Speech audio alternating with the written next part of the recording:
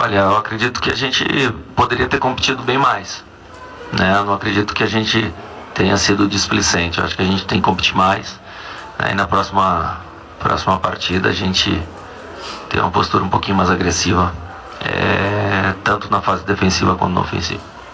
Rodrigo, esses gols, principalmente o segundo ali, o Atlético dá um contra-ataque de 1 contra 1, 2 contra 1, né? 2 atacantes contra 1. E no segundo tempo também um gol que o Atlético tinha a bola dominada. São coisas que acontecem, estão acontecendo, essa saída de bola, não só no Clássico, mas já acontece há algum tempo. Se isso aí tem como corrigir, já que você teve um tempo, a situação não foi corrigida aí nessa parada. E se você muda alguma estratégia aí, você falou em time alternativo, em Chapecó, muda alguma coisa depois do 3-0 ou não? Olha, esse erro de hoje foi alertado. Acredito que nosso primeiro gol que nós tomamos no primeiro jogo da final foi mais ou menos dessa forma. A gente perdeu a bola ali na frente da área e o adversário é muito forte nessa situação, né? Os gols que eles vêm fazendo é sempre assim, eles roubam a bola, vem muito vertical, muito agudo. E a gente alertou, a gente passou vídeos e hoje infelizmente acabamos errando novamente. Em relação ao jogo de domingo, a gente segue o nosso planejamento, a gente viaja com um time alternativo, sim, e vamos procurar também fazer um grande jogo no domingo, porque o brasileiro é muito importante pra gente, e depois a gente volta as atenções para a Copa do Brasil. Rodrigo, a gente acompanha nos treinos, a gente viu que você insistiu muito na transição, na saída pro ataque, e hoje a gente viu que o Atlético novamente pecou nisso, naquela última bola, né? Não chutou uma bola sequer ao gol direto do Fábio. Você acha que isso é coisa circunstancial do jogo, pelo momento de ter levado um gol logo cedo, ou está faltando alguma peça no elenco? Está faltando algum jogador que possa ter essa característica de mudar o jogo do meio para frente? Olha, se eu não me engano, o nosso primeiro chute ao gol foi com o Luan, também numa transição. Em seguida a gente acabou tomando gol. Acho que características, né?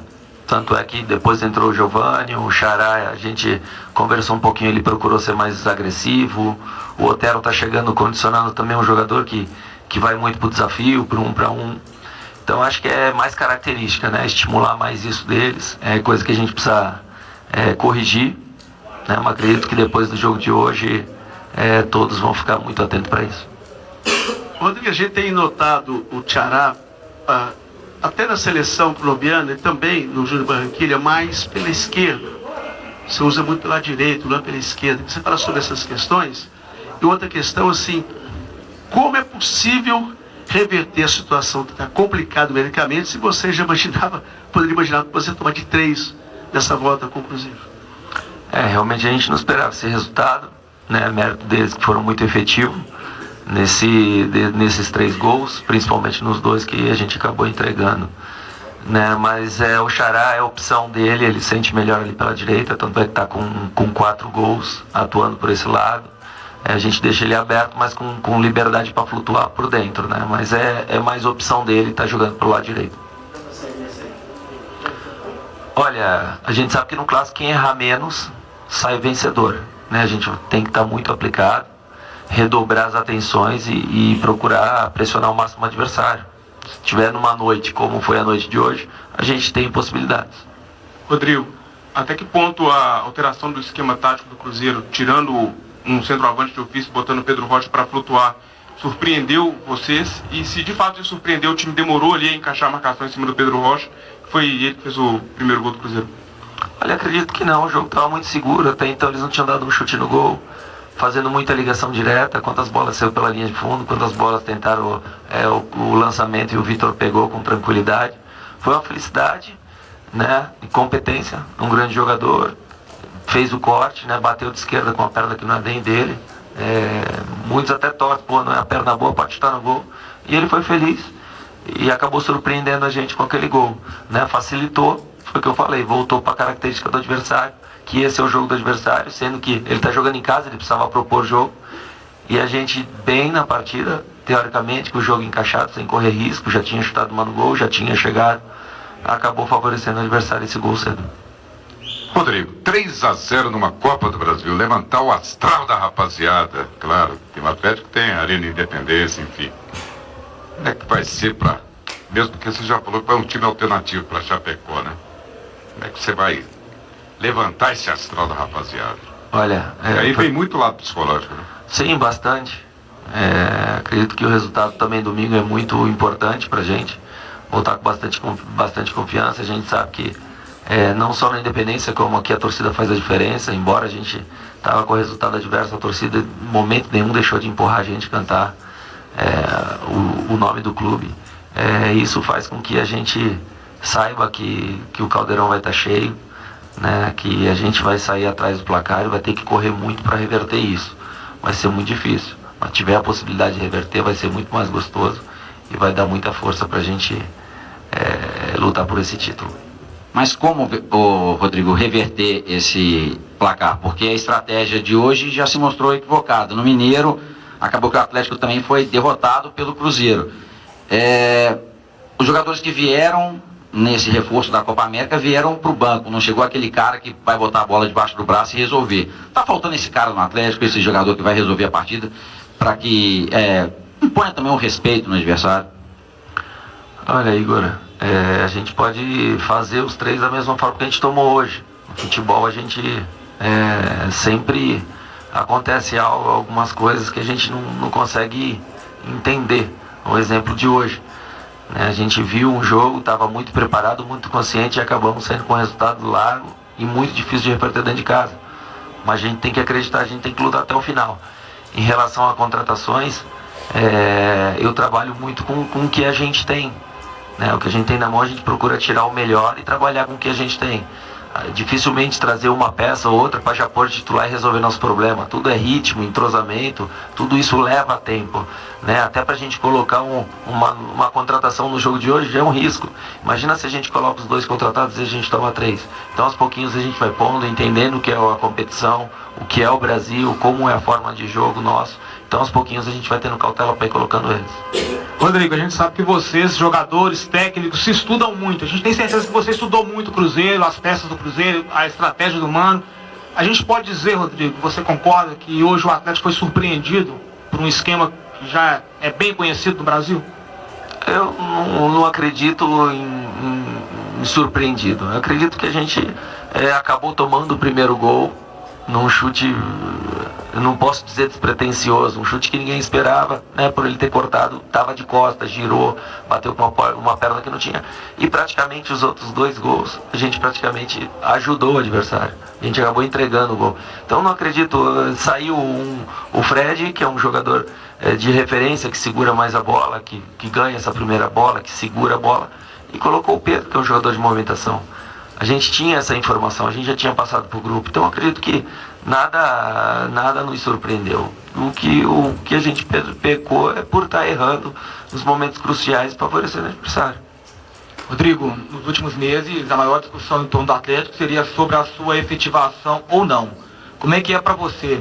Qual que é a sua reação depois do seu primeiro jogo, efetivamente, como técnico do Atlético, ter uma dura derrota como essa para o maior rival?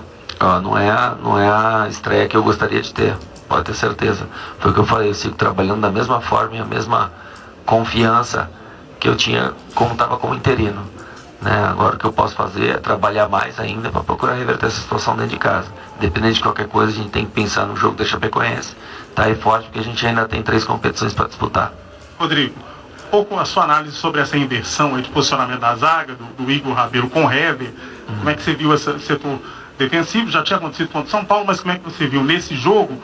E uma outra situação, clássico sempre resolvido nos detalhes. Com 3-0 conta, tem que ser cirúrgico o Atlético no próximo jogo.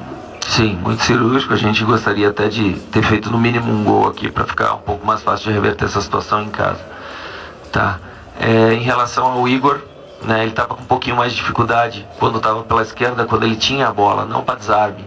Então as equipes adversárias estavam direcionando muito passe para o Rabelo, e pressionando ele. O tempo de ele girar o corpo, para sair de esquerda, ele estava sendo pressionado. Quando a gente trouxe para a direita, ele está com um pouquinho mais de facilidade para sair jogando. E o Hever, como é um zagueiro um pouco mais técnico, a gente trouxe ele para a esquerda, que tem um pouquinho mais de facilidade para sair jogando. Rodrigo, em meio ao jogo de volta, essa viagem para Chapecó, viagem longa, então praticamente sem tempo para treinar. Então, como reverter essa situação? Vai ser só na conversa mesmo? O que você vai poder mexer nessa equipe sem tempo para treinar?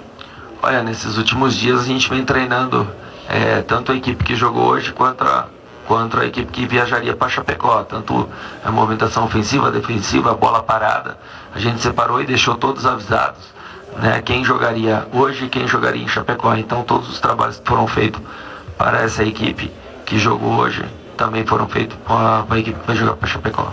Rodrigo, boa noite. Boa noite. Eu queria que você colocasse um pouquinho sobre a função do Luan com o Casares no meio campo do Atlético.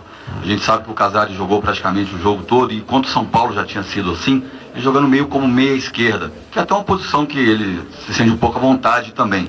Mas eu queria que você colocasse um pouco, o Casares ele é meia esquerda, faltou um pouquinho de movimentação então como meia esquerda, ou o Casares é um camisa 10 do Atlético, que é uma posição que a gente precisa tanto, né? A gente vê que o Alejandro recebeu quase, acho que nenhuma bola hoje no jogo, praticamente, né? E o Luan também não é uma função dele ser armador do time. É sua orientação para que ele abra mesmo pela esquerda e o Luan seja quase como armador do Atlético? Você pede para eles alternarem durante o jogo? Como que é isso? Queria que você explicasse para a gente. A gente procura pedir para eles o máximo de movimentação para criar o máximo de dificuldade para a equipe adversária, né? Flutuar muito por trás dos volantes, né? Para a gente conseguir achar espaço entre linha. O Luan é um jogador que tem característica de jogar por fora, mas sempre dá opção por dentro. E o Casares é um jogador que gosta de jogar por dentro, mas sempre dá opção por fora no lado esquerdo. Então a gente já procurou deixar o Casares já do lado esquerdo, porque ele pega um pouquinho mais livre essa bola, sem muito marcador, né? E a gente deixa o Luan, que é um jogador um pouquinho mais de força, de marcação, de pressão, né, por dentro. Geralmente quando o Casares está recebendo a bola, ele só está tendo a marcação do lateral. Geralmente quando o Casares joga por dentro, ele pega a marcação de dois volantes e fica um pouquinho mais difícil de ele produzir. Tanto é que no final do segundo tempo, na metade do segundo tempo, ele começa a vir buscar a bola muito perto dos zagueiros ali, e aí faz com que facilite a marcação adversária. O Casares ele é maior, o futebol dele, quando ele está muito mais próximo da grande área. Rodrigo, boa noite. Boa noite. No primeiro gol do Cruzeiro, você disse que foi um chute despretensioso do time do Cruzeiro. Você acha, na sua visão, que foi falha do goleiro Vitor? Não, eu não falei despretensioso, eu falei quase que despretensioso, porque ele é destro. Ele estava de frente, ele deu um corte, girou mais ou menos, dominou praticamente de costa, né? Deu um corte. Então, como eu posso dizer, foi uma surpresa aquele chute. E cruzado ainda. Geralmente, que eu sou canhoto, você vai bater no primeiro poste, né? Ele conseguiu acertar a diagonal ali, praticamente quase a bochecha. Eu acredito que não foi frango, não. O Vitor foi nela, né? Mas infelizmente conseguiu evitar. Não conseguiu evitar. Rodrigo, você falou muito aí da questão tática já. Tem a questão também da competitividade em campo ali. O torcedor do Atlético não aceita, né? O torcedor do Galo tem muito isso do brigar pro jogo, de estar ali competindo. Você acha que faltou um pouco disso nesse clássico? E pro próximo, imagino que vai ter que ser ainda mais uma questão que você vai ter que trabalhar aí, porque para tirar 3-0 nesse placar vai ter que competir muito na quarta-feira. Eu acredito assim, que do meio de campo para trás a gente conseguiu competir, a gente conseguiu marcar, tanto é que a gente teve algumas transições. Agora acho que falta a gente competir um pouquinho mais do meio de campo para frente, principalmente quando a gente tem a bola, né? Parar um pouco de tocar a bola de lado e ser um pouco mais agressivo, ser um pouco mais vertical, correr em direção à grande área, correr em direção ao gol. Às vezes a gente está dando muita opção fora da área e ninguém está pisando na área, a gente está pisando vazio, isso que eu venho cobrando há muito tempo, né? Mas a gente vai analisar friamente com o vídeo, passar para eles, né? Conscientizar, porque a pedreira vai ser muito grande na quarta.